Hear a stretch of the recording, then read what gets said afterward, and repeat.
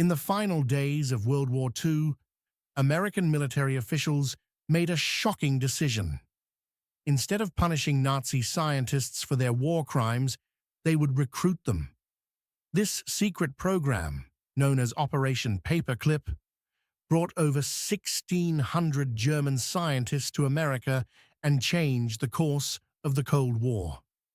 But this story is not about heroic science. It is about moral compromise on an unprecedented scale.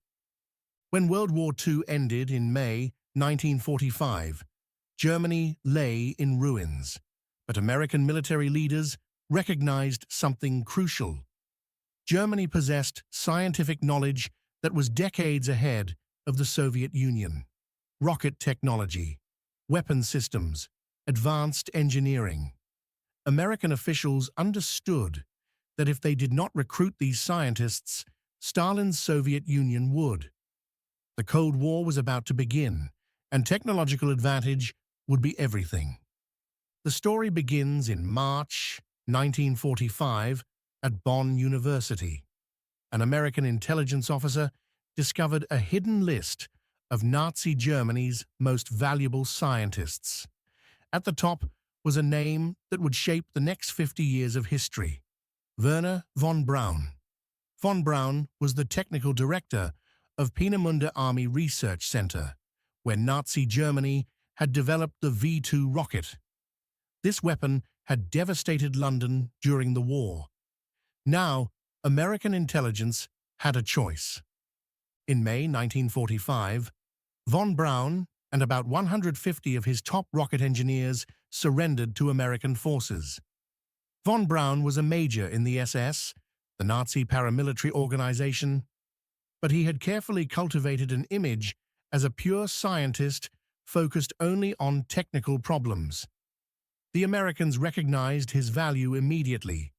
Within weeks, the first German scientists began arriving in America. They were officially classified as War Department Special Employees, but this was a cover story. The program was originally named Operation Overcast. When the American public learned that the government was recruiting Nazi scientists, there was immediate outrage. The government renamed the program Operation Paperclip. The name referred to the paperclips attached to files of scientists whose backgrounds would normally make them completely ineligible to enter the United States. These were men who held Nazi Party membership. These were men who had worked on weapons of war. Some had connections to atrocities. Between 1945 and 1959, approximately 1,600 German scientists were relocated to America. Their families came with them, bringing the total to over 6,000 German nationals. These were not low-level technicians. Many were senior scientists who had held significant positions in the Nazi regime. Wernher von Braun and his team were sent to Fort Bliss in Texas and later to White Sands Proving Ground in New Mexico. Von Braun was brilliant and charismatic. He was fluent in English and understood American culture. He became the public face of American rocket science. He gave lectures. He appeared on television. He published articles. He became an American icon. Children grew up thinking of von Braun as a hero of science. Few Americans knew about his Nazi past. In 1951, von Braun was appointed director of the Ballistic Missile Agency. He oversaw development of the Redstone missile. When NASA was established in 1958, von Braun became director of the Marshall Space Flight Center. He designed the Saturn V rocket that launched astronauts to the moon. By the 1960s, he was perhaps the most famous scientist in America. But von Braun had a dark past, carefully hidden from public view. During the war, he had overseen rocket production at Mittelwerk, an underground facility carved into a mountain in Germany. This facility had been built using slave labor from concentration camps. Thousands of prisoners were worked to death building V-2 rockets. The death toll at Mittelwerk is estimated at between 20,000 and 30,000 workers. They were starved. They were beaten. If they became sick and could no longer work, they were killed. Von Braun claimed he had no knowledge of these atrocities, but in 1944, he had written a letter requesting that SS prisoners be used as labor at Mittelwerk. The letter was found after the war. It showed that von Braun was not merely a bystander, but was actively involved in labor procurement. Whether he knew the full extent of the suffering is debatable, but he was not ignorant of the brutality. Other paperclip recruits had even more troubling backgrounds. Dr. Hubertus Strughold was a space medicine expert who later became a senior official at the Air Force School of Aerospace Medicine. But Strughold had conducted cruel medical experiments on concentration camp prisoners during the war. Another recruit was Otto Ambros, a chemist who had been convicted of crimes against humanity at the Nuremberg trials. He was sentenced to 8 years in prison. But while imprisoned, American military officials made inquiries about his scientific expertise. In 1952, Ambros was released and brought to America as a paperclip recruit. He worked for various aerospace companies and lived a comfortable life in America.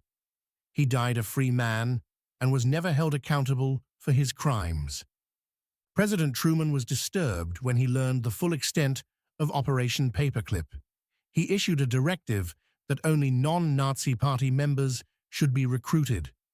But the Office of Strategic Services found a solution. They simply altered the records. They removed evidence of Nazi Party membership. They deleted references to war crimes. Government officials assured the American public that paperclip recruits were not involved in atrocities. This was a lie. Why did America take this extraordinary step? Why did they falsify records to protect Nazi scientists? The answer is Cold War strategy. American leaders believed that if they did not recruit these scientists, the Soviet Union would. The Soviets were conducting their own parallel operation, rounding up German scientists and bringing them to Moscow. American military planners believed that technological advantage was essential for American security.